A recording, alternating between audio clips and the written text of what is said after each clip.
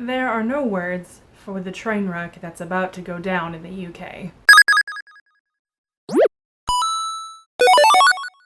Hey everyone, and welcome back to episode 35 of the Game of Crafting podcast. I am Angie Indy Dyer and General Mess, and this is a podcast about yarn dyeing, knitting, crocheting, and whatever I feel like rambling and ranting about today. There's been a lot of uncertainty about what's going to happen with regards to Brexit now that the UK has officially left the EU, much to its incredible and total detriment, probably. Anyway, so ever since the election in 2016, the pound has pretty steadily fallen, which sucks for all of us Americans here in the UK that have to transfer money back to pay our student loans. But hey. So on a bit more of a personal note, many of you know how I met my lovely wife, Sarah, who does all of the art and does the, for the pins and everything, and she does the live streams with me. Many of you know that we met at a summer camp, working at a summer camp in Texas. We were not campers, we were the counselors there. We were both at the supervisor level for this equestrian camp in Texas. And we met there and we worked together for a year, and then we started dating at the end of the second summer that we worked there. And she had a 2-year working visa to go to Canada, because most places within the Commonwealth have that. If you're under a certain age, I think if you're under 30, then you can get a sort of there are questions asked, but it's kind of a low fuss 2-year non-renewable working visa. So that working visa can't be renewed. You'd have to go through a different avenue. So when she was in Canada, I was still in Texas. I was finishing up my degree in music. And so we were long distance for about a year. Yeah, I think just about a year we were long distance. And it was manageable. We managed it. Obviously, we're fine. But let me just say, long distance really sucks. I know that we were only long distance for a year, and there's some couples that have been doing this for a long time, and there's some couples that will have to continue doing it for a long time. So if you're kind of wondering how it is that I'm living here and why I'm sort of mentoring the EU with regards to my own immigration status, there's a video for that I posted back in May when I got back from being in Italy for a few weeks. So as I was saying, long distance, it sucks, and I did not like it as somebody who quite enjoys being in the company of their partner. It really sucks, and some couples are that way indefinitely because of immigration, because of laws and regulations that prevent them from being together with their chosen partner or spouse. And the thing is that Brexit will make that indefinitely worse. There are already families here in the UK that have been ripped apart due to the UK's immigration laws, and that's only going to get worse. But on top of that, on top of the emotional turmoil that Brexit has already and will continue to cause, it's also going to cause a lot of problems for small business owners, of which, of course, we are one of that number. Mind you, our business is probably significantly smaller than some of the other small businesses, because I think you can have up to like a certain number of employees before you're not classed as a small business anymore. We don't have any employees. Sometimes we'll ask a friend to help us out here and there, but he's not an employee. He's just somebody who comes to help us out, and we pay him like a day rate basically. He's kind of like just like it's kind of like a gig thing, like TaskRabbit or whatever. So we don't have any employees. It's just the two of us that we run this whole shebang together. I dye the yarn. Sarah will sometimes have some fun experimentation, but I dye all of the yarn, and she does all of the art, and she does all of the packing and shipping for the most part. And together we run this. We don't have employees. As of right now, there is no firm anything about how things are going to look when all of this is said and done. As of right now, there are transitional arrangements that are in place. until the end of the year, so until the end of 2020, which is about 11 months, or just under 11 months now, really, now that it's into February. So we have transitional arrangements that last until the end of 2020, which basically says everything remains the same for now. So there's a lot of different ways that things could go, and I am not a political expert. I'm just a woman with a lot of opinions. But basically, I've obviously dived into a lot of research regarding to this, both because of our immigration issues, which still aren't settled at time of filming, in case you're wondering. But also because we run a business together, and this is a business we've put a lot of time and effort and money into, to be frank, to make it what it is today, and hopefully it will continue to grow, but sometimes things make it difficult to do that. So there are two main ways that things could go with regards to Brexit. With regards to things that will probably impact small businesses the most. So option one is we stay in the customs union and things don't change all that much. So there are countries that are within the customs union that are not in the EU, and they're part of the EEA. Now, the other countries that are part of the EEA also have to offer free movement to an extent, so the UK would also have to do that if it's to remain the same, why would we get a better deal after all of this than these other countries after everything? After the last 3 years, I seriously doubt that that's going to happen. So we could stay in the customs union and everything would remain largely the same. It would just mean that, the UK was still paying money to the EU, but not having a say in anything that was being decided anymore. Which seems like a bad deal, right? Seems like a bad plan. The other option is leaving the customs union and not being in the EEA. But if we leave the customs union, then being able to order things, like if you're living in the UK like I am, being able to order things from the EU and not have to pay customs tax on it would end. And for those of us living in the UK, I'm sure most of you know that our customs import is capped relatively low at £15. So if you order anything from outside the UK, or well, for now, outside of the EU, over £15, you have to pay a customs tax on it. And usually there's also like a shipping and handling fee or whatever, but it's annoying. And a lot of people don't like to pay it. And so, but for right now, we're able to order things from, anywhere within the EEA and not have to worry about things getting all tied up in customs and having to pay a big fee to get it delivered to you, and having to pay VAT on it and all this. So for now, we don't have to worry about that. But if we leave the customs union, we're definitely going to have to worry about that. And that's not just going to impact like retail purchases that you want to make. That's also going to be impacting suppliers, there's a lot of people who order yarn, dyes, other things that businesses need from countries in the EU. There are some dyers that deal with, really niche, mills with small herd sheep breeds, etc. within the EU. And if we leave the customs union, suddenly their prices are going to skyrocket. Like their costs, they're even buying wholesale, their costs will skyrocket, which means they'll either have to swallow over 20%, which is ridiculous and unsustainable for a business, or they're going to have to pass that on. And if they have to pass that on, then people are going to get angry as to why they're having to pay more money, and business goes down, etc., etc. When you order things, when you live in the UK, from outside the EU, there isn't just the VAT fee, there's also the shipping and handling fee.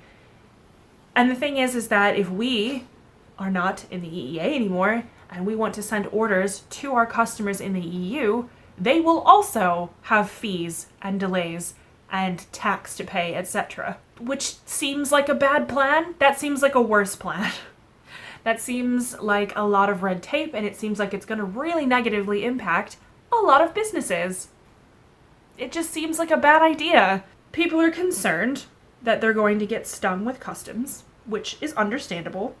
Nobody likes having the nasty shock of having to pay extra taxes and fees and handling fees and whatever, when they've already paid for something and they've bought it online and they're waiting for it to be shipped and it's about to arrive, and then they discover, oh, well, now I'm having to pay a whole bunch more money in order to actually get this stuff into my hands.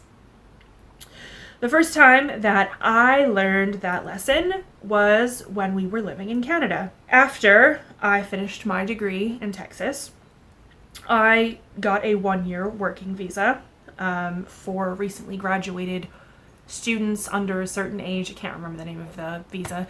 To go to Canada and to work. Again, it was a non-renewable. You can't use this as a way to gain permanent residency in Canada. It's just for 1 year, sort of an experience thing. But it allowed Sarah and I to live in the same country at the same time, which was good. So we lived in Canada, we lived in Vancouver for a year, and it was amazing. We absolutely loved living in Vancouver. It was an amazing place to live. You know, you take a 20-minute from where we lived. You take a 20-minute bus in one direction and you're in the mountains. You take a 20-minute bus in the other direction and you're down by the sea. Amazing for hiking, which we both really enjoy, obviously, working at a summer camp in Texas. We both kind of like the outdoors and all that kind of stuff. So living in Vancouver, I, as a woman of larger body, found it really difficult to find clothing. I don't know why that is. Maybe I just didn't have the down low on where all the good places to shop were. I was kind of on a limited budget because we were working at, you know, sort of minimum wage retail jobs. There's not a lot more that you're going to be able to get when you're like, I can only stay here for a year. You should definitely invest in training me for your company. So Sarah worked at a bookstore, which she really enjoyed. Actually, I think she got paid slightly more than minimum wage at the bookstore because she was so good at her job. I worked at a music store and I did get paid minimum wage, and it was a good job. It wasn't super high octane. It was mostly going through and pulling orders of choral sheet music, etc. So, you know, it was good though. We had a lot of fun. It was a really good time. But I was on a limited budget and I found it really difficult to find clothing that fit my body once the stuff that I had brought with me had sort of worn out. You know, I went to like what was it called? Like Value or Super Value? It's like a resale shop. I think it's a chain, but there was a really big one right near where we lived, and I could almost never find anything that fit my lower half there. And I found it really difficult to find clothes, and because my job meant that I was walking around for a whole shift, basically, the inside part of my jeans were constantly wearing out, which I know a lot of you will identify with. I don't have as much of a problem with that now, but I think it's more because I'm not spending 8 hours walking, like doing laps around a store. I spend 8 hours standing over a counter in the kitchen, dyeing yarn, and then sometimes sitting in a chair doing admin. So the quality of clothing hasn't improved, just the way that I work has changed. So I was having a huge problem with trying to find jeans that wouldn't just immediately, within a couple of weeks, just completely shred at the inner thigh. And I didn't have a sewing machine because I was living there temporarily. But also, like, a lot of times those jeans, they're not even worth patching. This is a big, long diversion. The point is that I ordered jeans that I knew would last a long time. They were riding jeans, so they were jeans that were made for people who rode horses all the time. So the denim was a lot more robust, they were thicker, they fit me better, I liked them more, but I had to order them from America. Because I couldn't find anywhere in Canada that stocked this particular size and brand and cut of jeans. There was other riding jeans that I could get in Canada for sure, but not this particular one that I wanted, or they had that brand but they didn't have my size, or they had my size but not the length. It was just a whole thing. So eventually I just gave up and I ordered from this company in America that would ship to Canada. So I remember I ordered 3 pairs of jeans, and because they were riding jeans, they were well, for me they were expensive. I know that some people regularly spend like, you know, $60-$70 on a pair of jeans, but for me I was like, that is exceptionally quite a lot of money for a pair of jeans when you're working minimum wage on a 1-year work contract and still trying to pay rent in Vancouver, which is crazy expensive.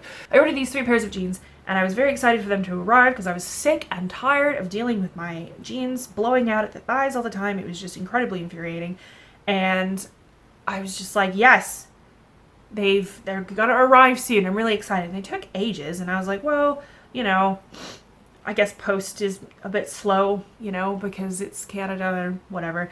So then I got a note through the door that said I had to pay an extra, I think it was like $110 in order to get my jeans actually brought to me, because the Canadian Customs had held them and said, well, I don't remember what the breakdown of the specifics were between fees from the people who were delivering it, like these courier fees and like tax fees. I can't remember the exact breakdown, but I remember being like $100. That was a lot of money. Well, I mean, it's still a lot of money, but I mean, especially then it was a lot of money. That was like, that's a lot of money. So I was really like frustrated, and I was really angry, and I was really upset about it. I remember I had contacted the company, and I was like, I don't understand.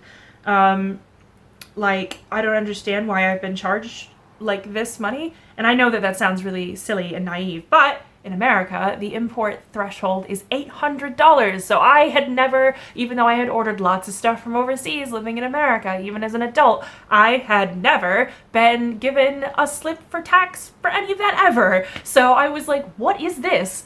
And, you know, my wife, who grew up in the UK, was like, yeah, it's just like it's like an import thing. And I was like, this is ridiculous. This is and needless to say, the company was like, well, it's not our responsibility to pay the tax and customs fees, and we're very sorry, but that's the only way you're going to get it. And I was like, well, I wasn't that angry when I wrote the email. I think I was just like, I don't understand what is happening. Obviously, I'm a lot more well-versed now in why that stuff happens and everything. So... but yeah, that was my first sort of shock of being like, oh, this sucks. So nobody likes that. It sucks for everyone. Nobody wants that. But if we leave the customs union, we're going to have a hell of a lot more of that on both sides. Both people who live in the UK ordering things from the EU, and people in the EU ordering things from the UK. Which is why not just us, but many indie dyers have lost a significant portion of our European customers already. And this isn't just bloviating. This isn't just, you know, assuming that that's what's going on. People have actually reached out and told us, we're not going to order from you until we know for sure that the UK is going to be staying either in the EU or staying in the customs union. Now, like I said, there's transitional arrangements until the end of the year, but obviously not everyone's going to know that. I don't expect everyone to know that. It's part of the reason why I'm doing this video. Not everybody's going to know that. Obviously, a lot of small business owners do know that, because we kind of have to be on top of things. Otherwise, you know, things could go really badly for us. But obviously not everybody knows that. And so you try to make it as known as possible that everything is sort of fine-ish until the end of the year, kind of, maybe.